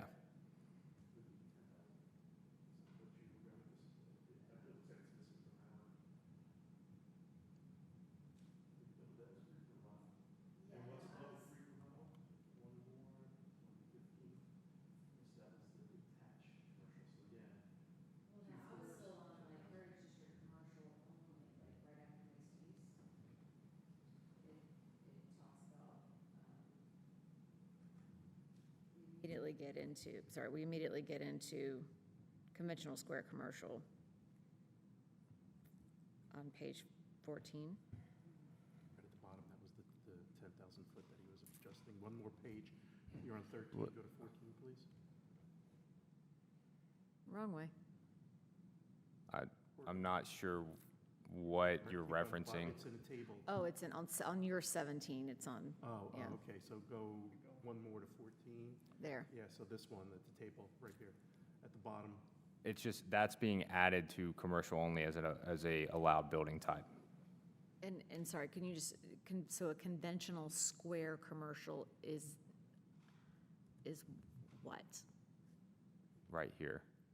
That's why I was on this page when I was, Oh, you scrolled down to show, okay, but the pictures are not. it's basically We haven't just updated the a pictures. farmhouse, it's a barn type structure. And so it's being recommended to allow it in commercial only, put the max at 10,000 for commercial only, and allow it to be used for single or mixed uses. But it basically the intent's where it could be multiple storefronts. It's really the aesthetic that I'm worried more about the aesthetic, not necessarily, I mean, in the square footage too to help with some of the control, but it's just really allowing this building aesthetic in the commercial only because it wasn't permitted prior. Okay, I think I was just confused because I thought it was something different, but this says, because most of our pictures are only 1.5-story pictures, yet it's 1 to 2 stories, so we have no examples of 2-story structures. I guess that's a 2-story structure, although. And I mean, yeah, It looks like 1.5. Once again, it's just kind of clarifying for consistency purposes. So you're saying that you could have the pitched and vernacular style included in that Yeah, conventional square? correct. Like, it's just basically stating that the second floor can be used if it wants to be proposed. It still has to meet this aesthetic and the height requirement, because the height still can't exceed 35 feet the maximum height permitted for all building types, 35 feet. Right, so we're trying to weed out the big box. Thing I'm changing here is allowing it in the commercial only, because it was already permitted in mixed use at the maximum 15,000 square feet. But it also only, at that time, said for single use, in my opinion, and even if you look at this example, is you could have multiple storefronts here.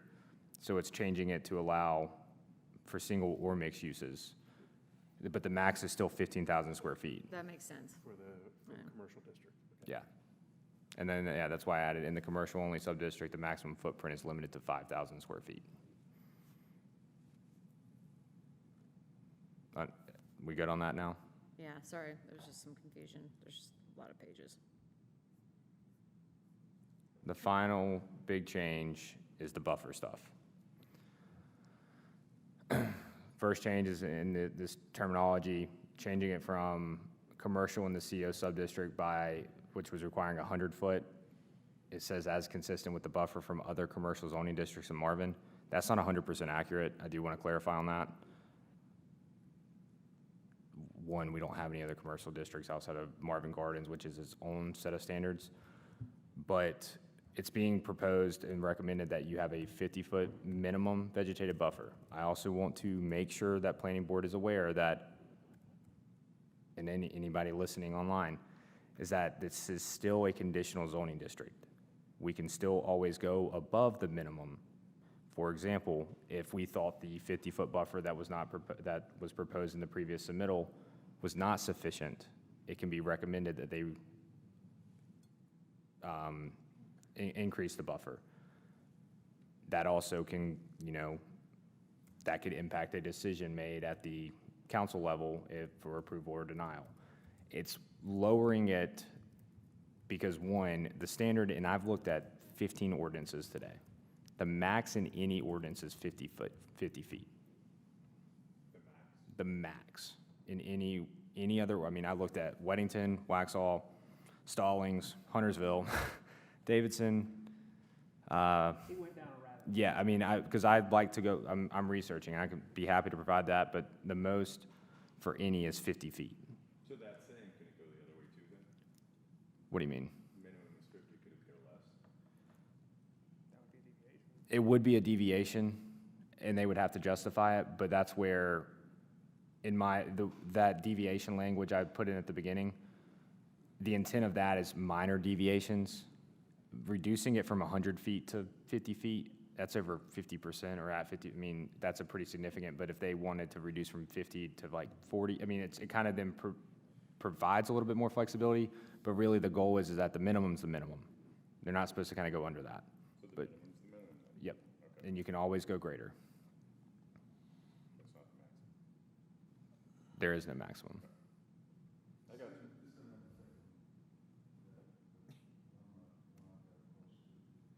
No, I'll get into that here in a second.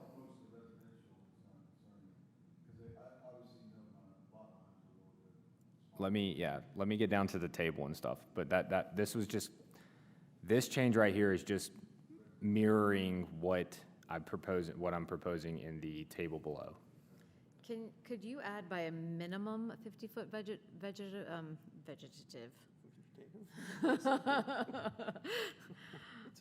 Could you add, it's just called exhaustion, that's what it's called, the can of exhaustion.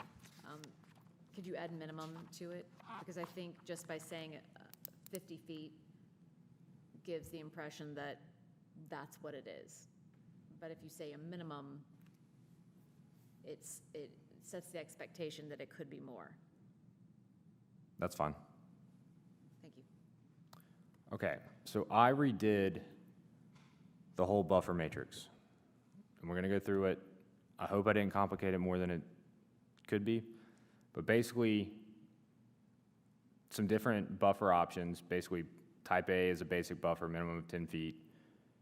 Type B is 20 feet. Type C is 30 feet. D is an opaque buffer, minimum 50 feet. And there's some planning requirements here. Basically, if there's not existing vegetation there and this buffer has to be met, this is kind of two options. It includes, like, if they put in a wall or not, but the width still is 50 feet. It just depends on what's being planted. Is that good? Does that make sense to everybody? So the buffer is still a minimum of 50, but the vegetation could be less, like as little as 20. No. Yeah, these are planting options. So the width is still 50 feet of the buffer, and it has to be vegetated. I was looking at ordinances and trying to get, opaqueness, but once again, I think opaqueness to an extent can be discussed during the time of the rezoning, because it's going to be based off of what's there existing, what's there, proposed planning, but basically it's showing that it's a 50-foot vegetated buffer. Nothing can be in that but trees and potential, it's basically like driveways or greenway trails, sidewalk connectivity, but no like structure, no parking, any of that. So that's where in our previous ordinance, when it said 100-foot tree buffer, it didn't really add up and didn't make sense for the commercial-only properties. It's kind of then clarifying that, making it 50 feet, because then you're still going to have parking and certain things, and so the buildings itself still have setbacks that they have to comply with. But this is, I think that's where in the current code, it kind of is, it doesn't mesh right, in my opinion, with what's in the current code in the buffer matrix and what's the building setbacks that we put in for the buildings. So just redid this table, created some buffers. I thought it was pretty good, but. Yeah, I think the graphics are really helpful. So parking is included in the buffer? No, parking is not. Okay, it sounded like that's what you just said, but. No, I said the only thing that can be included and encroach into the buffer is the vegetation itself, any type of screening wall, and like sidewalk or greenway.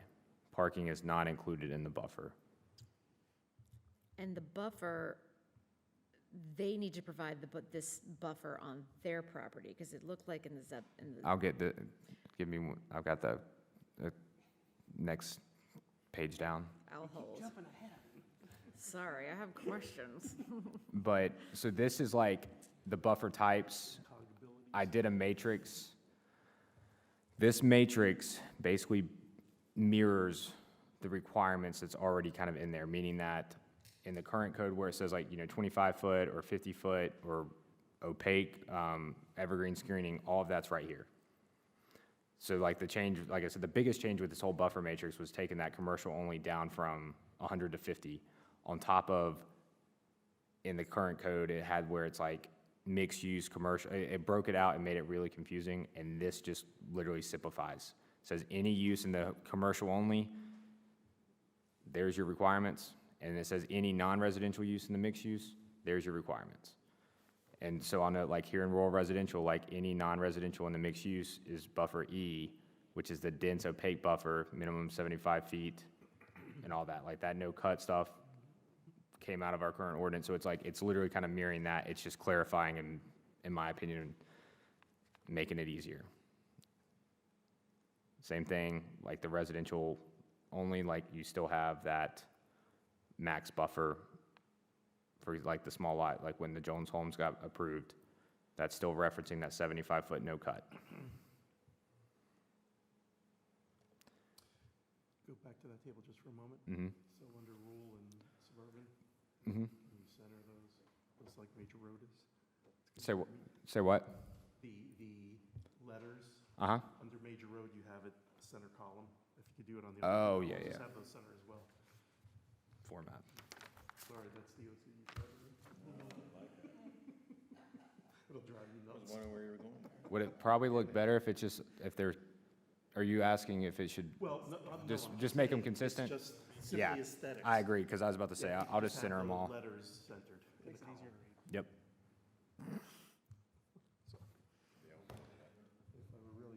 So now, getting into some of the notes for the buffering. Can I ask you a question before you move on? What is the current, what's the current setback between, like for residential? Like the buffer, what's the current buffer? Outside of the district, the historic district? What do you mean? Like, I'm just asking, would you please remind me what our current buffer is between residential properties, like back to back? Like, is it a 50-foot? well, that's a building setback. That's, I want to make sure that, like, that's what I was trying to do with this, is because you have a building setback, and the building has to be set back so far from a property line. And then you have a buffer that is supposed to be, you know, if it's vegetated, whatever, that's basically supposed to be undisturbed, whatever. For subdivisions in our ordinance right now is you always have a 25-foot tree perimeter buffer that goes around the whole development. That still kind of is outlined in this current ordinance, or these proposed. Interior development, you don't have any.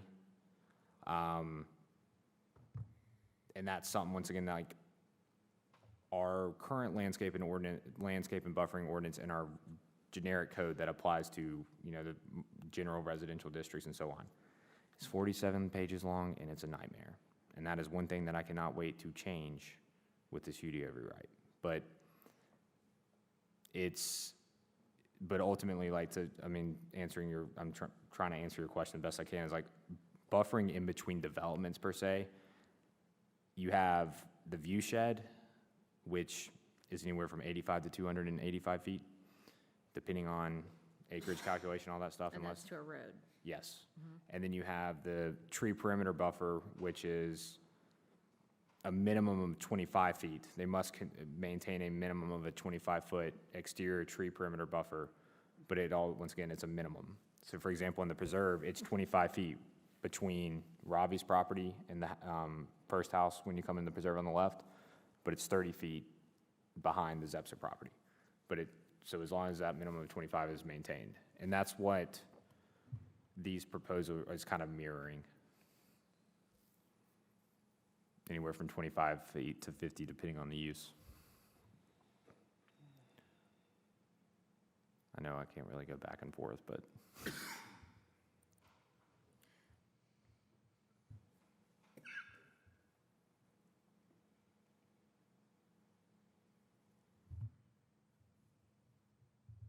I promise, in all the research that I've done in this is like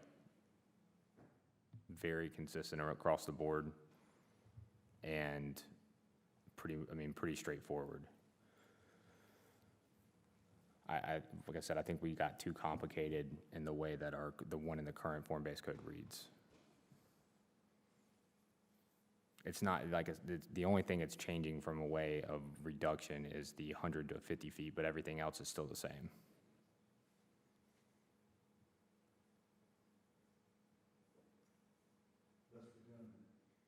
Say what?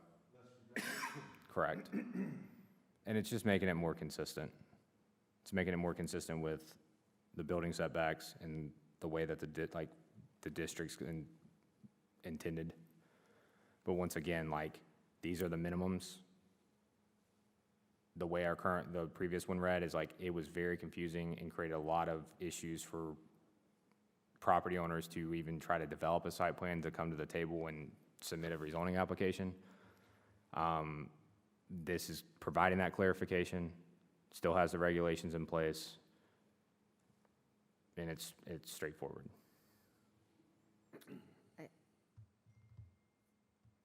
And honestly, I haven't had as much time as I'd like to sit with this, but what is a little bit confusing is let's see, what page is this?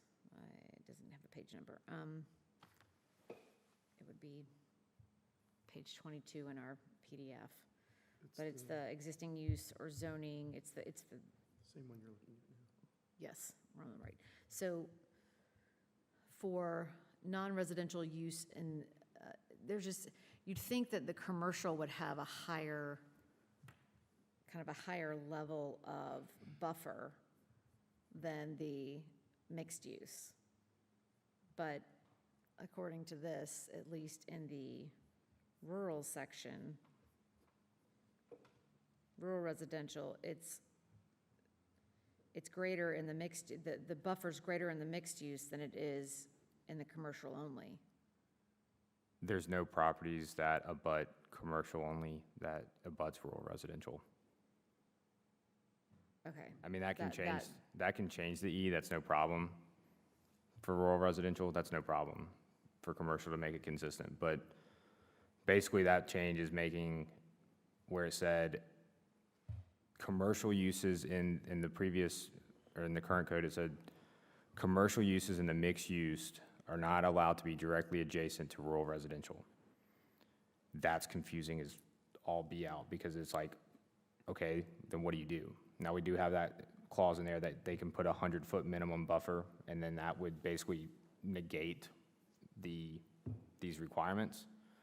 And so basically the requirements, it's 75 foot of no cut, all that, and it can, once again, that's the minimum.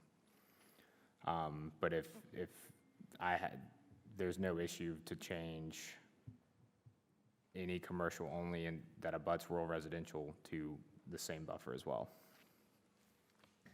But the reason you did it like that is just because it actually doesn't exist. There's no circumstance where that currently, No. yeah, okay, got it. I just think that's gonna be, it's, if I had a question, other people are gonna have the same question, so instead of having to explain it over and over again, I would just say, if it's easy enough to change it, then change it. Okay. Final change, and I'll also mention, since we're recessing tonight, I can make these changes prior to Thursday's meeting, bring you guys back a final clean copy, and then you guys, if you're ready, can make the recommendation then. I'm not necessarily asking for it tonight. If it doesn't happen Thursday, then once again, it's okay. I do want to get these changes, like, because this is one thing that's on my plate that is like, want to get off. But that we can recess once we finish discussion of this on this item and come back with it, just so, because it's still the same motion, correct? Like, basically, I'm just bringing a clean copy for them. Final proposed change is in the notes of the buffering section. First one being, it says existing vegetation located on adjacent properties which is designated for preservation may be applied towards the requirements of this section. That is common in other ordinances. Just because if there's an existing buffer or existing preservation strip, it's always going to be that, and you're crediting that buffer to that. That's, once again, that staff recommendation. If the board does not feel like that's necessary, but it's basically, out of over half of those ordinances that I read had either a reduction credit if they're using existing vegetation, or if it's abutting like common open, any of that it can be counted towards their buffer. Example, if it was 40 and 10 was the other side, you can consolidate those to meet the 50. Yeah, and that's once again, that's the minimum. In that chart, I even thought about making it's gotta be a minimum of 15 or 20, 25 feet on their property, where then it does maybe potentially increase the greater significance, where you can't just have 50 foot of buffer on one side, because it's not their property. And that if the board wants me to provide that clarification, that's completely fine with me. We can make it. I just need to know where we want to stand with how much needs to be on the proposed development property. But, you know, if we want 50 on the whole property, we can do that. But I think if we do at least 15 or 20 on a proposed development property, that's consistent with how our ordinance, the kind of the buffering requirements that we have, and that's also kind of consistent with other ordinances that I've researched. And then if it's backed up to something, it's just making it better.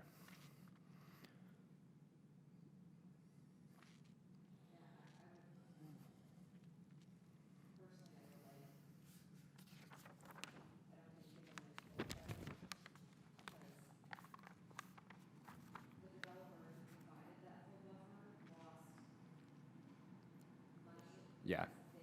they comply, so now we're gonna get someone who's coming in, they get, they're required, I don't think that's fair, so. So I can just do basically add in the buffer option table here, basically adding that a minimum of 20 feet for example, for the 50-foot one has to be undisturbed, meaning that on the applicant side. What's the minimum buffer? Can you give me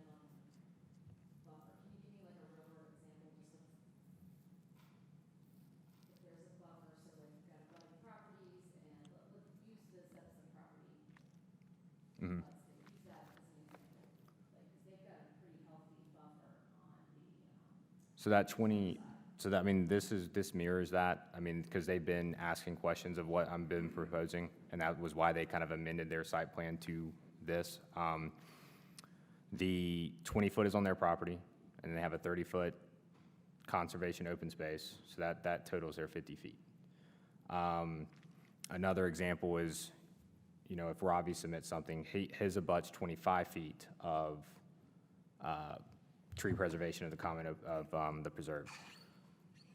You still can do a minimum of 20, then he would have to put 25 on his to balance out the 50. But the goal of this is ultimately one, preservation. So if something's existing there, it's not being touched, it's not being taken out. On top of, if it's not sufficient, it can be enhanced with additional plantings. So that's why, I mean, I already had a note in here that after we put this in the packet, so it was like, make it a 25-foot undisturbed, has to be on their property, or 15, whatever, like a kind of a continuous strip there. But then you still can total that if it is abutting something else. But then that does make it fair where nobody's utilizing a neighboring buffer to their benefit.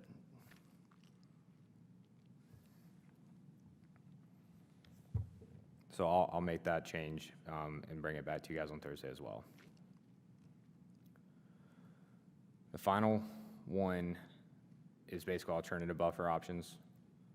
This is kind of basically allowing for them to, it's basically a deviation as they present for their rezoning, that council can approve, you know, different buffer at the time of the rezoning. Approval of an alternative buffer yard in accordance with the subsection and above may occur only if the result of the application, who shall submit the plan of the basically it's if they're doing this, they are required to submit more information during the time of the rezoning. Existing conditions, kind of pictures and renderings or such of what they are proposing as an alternate of what we're requiring. The other thing is that if 2 years following the approval that alternative buffer yard, if planning staff feels that it does not determine the spirit, intent, and is meeting that, then we can require them to then comply. That is straight out of I want to say that's Kannapolis. That, once again, it's kind of typical to allow this because it's kind of the reason we're doing this, because if you look at how properties are shaped and such, like there's certain situations or conditions that can hinder how their buffer is applied. And so this is just, once again, it's basically creating language to create an opportunity that if somebody wants to apply for something different, they can. Doesn't mean it's going to get approved. Then there's also repercussions in the long term that if it doesn't feel like it's meeting the spirit or the intent, then they would have to come back and comply. And mainly this is with plantings and opaqueness, not necessarily like full reduction in size.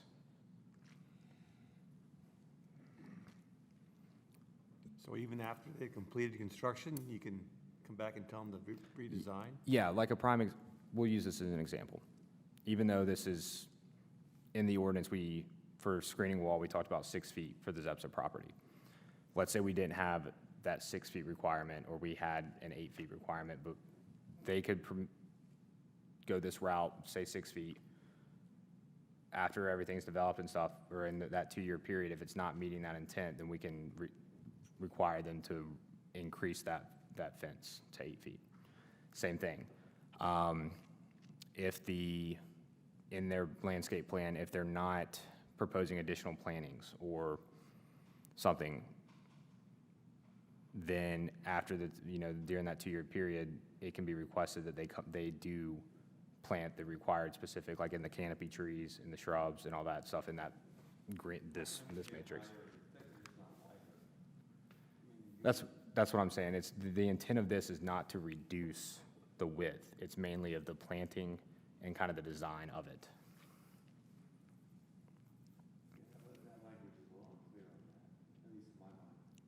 If their plants are looking wimpy, you can make them put in more plants. Yes. Again, it does seem like this is more like, this is an option for everyone. Do you know what I mean? Well, To offer an alternative, I mean, I have to offer it to everyone because I can't specify on like what properties this applies to. You can't pick and choose legally. Yeah, this is, in staff's opinion, like this is just an alternative option. It's common in any other ordinance that they have this alternative buffer option. It's just an opportunity. Once again, it still has to be approved at the time of the rezoning, and they have to demonstrate why they're requesting that. It's basically just going with the deviation language, but just specifically for the landscape and buffering. But wouldn't an alternative buffer really be a deviation? So is that second one really necessary? Because I think I understand where Ken's coming from. Yes, the buffer difference would be a deviation, so they can request that as is. This was just some I added in, even that, once again, because you might have this instance where they're not deviating from anything else but the buffer, and so then it's just specifically, they're requiring this for buffer and landscaping. But it can be done either way. Does help or hinder us? Is it I think another it tool just- in our box to help us to it's be just- able to go back? Yes, it's another tool in the box to kind of getting to Rick's thing, it's like, it's providing an opportunity to kind of, somebody to submit something. It doesn't mean it's gonna get approved. It still has to be, in the spirit and nature of the ordinance as well as the land use plan. But it's not just pigeon, like, hey, these are the requirements and you have to adhere by them. And if they don't make sense, sorry, tough luck. It's just like, there's 3 or 4 properties that, I mean, even like, use Will as another example, like his existing structure, it talks about 1 row of opaque evergreen screening. Well, what if he wants to say, okay, I want to do, some canopy and some shrubbery screening because, I don't know, that's what Will wants to do. I mean, this kind of provides him that option, but that width still has to be there. I'm just really not comfortable with the ex post facto application of it. I mean, once you're approved, you should, in theory, be approved. And it's giving the planning director the authority. I just don't know whether this is legally, it seems like it's too broad to me. It may not be enforceable. I'll at least run it by village council, or village attorney to see. Yeah, well, this ordinance, if you guys recommend it Thursday, once I make these revisions, it's going to the attorney anyway. But, because that's my recommended motion is always going to be contingent upon attorney review. But this was pulled that specific, with the following approvals it was in a couple of the ordinances I looked at. It just seems like you can pull the rug out from underneath the developer. It's not necessarily, like I said, it's not necessarily doing that. The intent is that It's with it worded being, it's worded that way, in my opinion. it's that if they are proposing some type of shrubbery, and once again, that's something that is different than what's in the matrix. And like I said, I don't know, I can't foresee if this is gonna happen, it's just kind of here if it does. Then something can look great on paper, but then out in the field, stuff could die, something might not look right, might not be consistent with surrounding. So this kind of then gets into that, okay, if it's not meeting the spirit and the intent and what was originally applied for, then it can be, I'm losing my word. It can be made where then it's brought into what the original spirit and intent of this ordinance is. If the board's not comfortable with it, like I said, this was something that I read in a couple. I thought I would add it in, but we can scrap it. It doesn't, doesn't bother me because of the way that the whole rezoning process is set up anyway. I don't think you need to scrap it, I think you need to clarify it. Clarify what, yeah, being more specific about, What, right, what, I mean, it's one thing to say that the fence isn't high enough or the trees aren't thick enough. It's another thing to say you gotta expand it by 40 feet and. yeah, and, because he said it's not about the, Yeah. the 'Cause, yeah, buffer, you- it's to your- the buffer width or depth, it's more about, like, if they planted, they wanted certain types of trees, but then those trees maybe died, and so they didn't fill out. It doesn't say that though. Right, right. I know, I agree with you, it just, maybe some And also, clarification. Alternative buffer yard, I don't know what that means.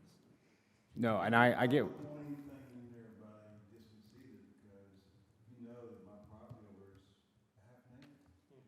So if there's anything, I'm kind of like with you by specification, because mine's an unusual situation. Very not in regards to all the rest of these ordinances. Well, once you get approved, you should be able to go home and say, okay, I know what I've got now, and I can go out and build my project and not have to worry about 2 years later, someone saying, no, this doesn't work anymore. But this, in the same respect, though, like, if they have an idea, they plant something, and it doesn't really provide the buffer that, or the coverage that the intent was, then I think it is absolutely, Within parameters. Yeah. You can't tell them tear down the wall and build, it's gotta be, the rights have to be limited in the sense. yeah, no, and I completely appropriate understand. screening is achieved, or, Yeah. whatever the. I can make those revisions and have it back for you guys on Thursday with the clarification for this one. I also think, though, it's also going to fall to us and the council to make sure that we're not approving these, because this could also kind of be used as a loophole, so, for developers. I think it could go either way, but, Would that not be ultimately the council's final decision? And we just make a recommendation? right, So but it's- right now, we're not offering this. So, I mean, And I also wanted to note too that, I said I would recuse myself from any, commercial proposal. But as far as this is concerned, I'm thinking to myself, I should be able to have some kind of vote in this. It's not the same, like Zepsa, I'm not, I won't recuse myself from final vote or anything with regards to that. I will discuss it, but I'm recusing myself, so just let me know about that. okay, I don't, From the commercial. Yeah, yeah, proposal, remember I mentioned, since the fact I've got the property across the street, but as far as this is concerned, this kind of, is a little bit like the form-based code, with regards to Yeah, this, development committee, which I was on too as well. yeah, no, the only, where that would be a conflict of interest was like if you had an issue with how the ordinance read because it's directly impacting you. True. And that's not, yeah, Right, but, with my situation, there needs to be some kind of, understanding that's not the same. yeah. No, you're good. So just to clarify, I will amend this if the board thinks that it, kind of having this option, but kind of amend it to clarify what is included in the alternative buffer yard if it's being proposed. sorry, is this the alternative buffer yard? Like, what's the difference between a buffer yard and buffer It's options? Like, Buffer and buffer yard's the same thing. Like, I have these are landscape buffers, but it's basically when you think of yard, you're putting a buffer on it, and that's what, like I said, it can't be touched, or that's what's there. It's the same terminology. so, but you just said it's not going to, this does not reduce, That's not the intent, no. so maybe that's a clarification point Yeah. as well. It does not reduce the depth, but like the type of screening. Is Yeah. that what we're talking about? Correct. Okay, so maybe, I don't know if screening's a more clarifying word, but, It's still, well, Screening, we don't have to necessarily get into it, but in short, I will make these clarifications and present it back to you guys on Thursday for this one. The final change, this, we've already kind of went through this, is that this just mirrors kind of that special use, talks about if at the time of their rezoning, they're proposing it, then they don't have to go back and get a special use permit. It's just mirroring what's in the special use, or that the permitted use, or the permitted and special uses section. This is just in the kind of administration portion. It's just clarifying that again. And those are the proposed changes.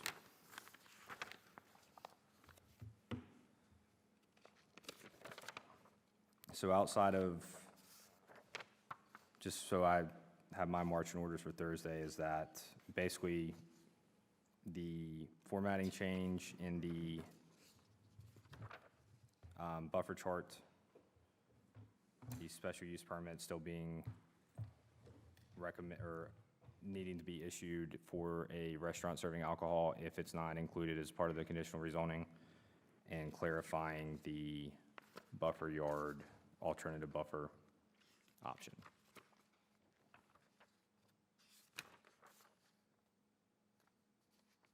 Is there anything else? Any questions? So, then we need a motion to recess until Thursday, June 22nd, correct. at 6 PM. At Marvin Village Hall in this very room, with your mics turned on and your notebooks. Have to say time and And not place. above 65 decibels. You are That's right. required to say time, place, and so. Thank you. Waiting for a motion. Second. All in favor? All right. All right, that's it. We'll see you guys Thursday. Do your reading homework. if you brought